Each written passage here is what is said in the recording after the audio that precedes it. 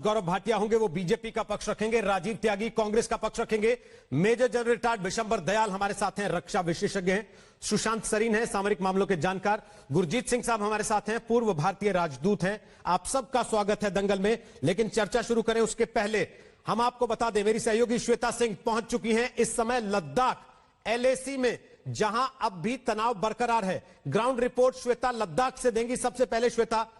इस समय की हालत क्या है जब हम आपसे बात कर रहे हैं वहां पर? क्या रिपोर्ट आपके पास आ रही है?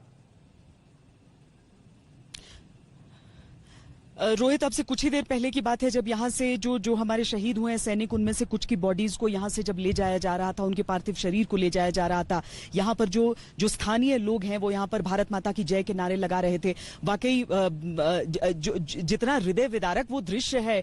रोहित, अगर आप उन तस्वीरों को भी देखें जो हम यहां से आपको भेज चुके हैं, उसमें जिस तरीके से स्थानीय लोग साथ में खड़े हैं, डट कर खड़े हैं और उस गम को यहां पर भी महसूस कर रहे हैं कि यहां की सरहदों से लगे इलाकों में किस तरह का विश्वासघात और किस तरीके की बर्बरता से चीन ने इस तरीके की कार्रवाई को अंजाम दिया है, तो वाकई समझ में आता है कि समूचा देश इस समय एक साथ एक होकर खड़ा है। इसके अलावा मैं आपको खबरों के हिसाब से अपडेट ये दे दूं रोहित कि जब हम लद्दाख की तरफ आ रहे थे उस समय भी जो मजदूर हैं जिन्हें बॉर्डर रोड्स बनाने की जिम्मेदारी है, उन्हें हवा के रास्ते यहां पर अब भेजा जा रहा है और एक एक करके जैसे जैसे यहां पर पहुंच रहे हैं उन्हें लेह से आगे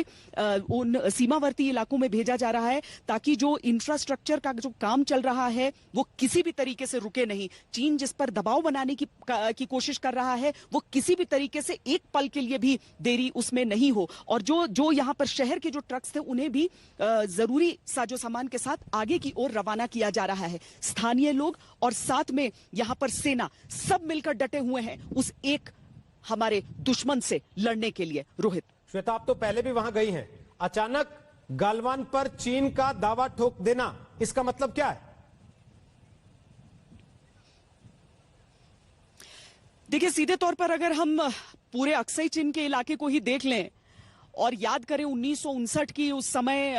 जो संसद में बहस हुई थी तत्कालीन प्रधानमंत्री जवाहरलाल नेहरू के समय में, जब कांग्रेस के भीतर से भी ये सवाल उठे थे कि अक्सई चीन में चीन क्या कर रहा है, क्यों सड़क बना रहा है। और आज की तस्वीर देखें जब न सिर्फ अक्सई चीन वो हड़प चुका है बल्कि गलवान तक अपना दावा ठोकने की कोशिश कर रहा है। रोहित, जिस जगह पर मैं इस समय खड़ी हूं, मेरे ठीक पीछे वो जगह है जो आपको गलवान घाटी की ओर, गलवान घाटी को आप, चूंकि यहाँ पर पहाड़ी इलाके, इसमें हम पहाड़ों के जरिए ही समझते हैं, तो इसके आगे जो आप बर्फीला हिस्सा देख रहे हैं वहां से गलवान घाटी और साथ में जो अक्सई चीन का इलाका है वो शुरू हो जाता है। और चीन अगर आज ये दावा कर रहा है तो जो लद्दाख में रहने वाले लोग हैं वो भी इस बात को लेकर सवाल उठा रहे हैं कि जब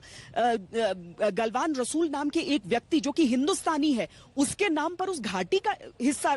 का नाम रखा गया जो कि यहीं का रहने वाला है, तो फिर ये चीन का इलाका कैसे हो सकता है? चीन अगर दावा कर रहा है तो इस तरह के हवाई दावे तो उसके काफी रहे हैं। रोहित,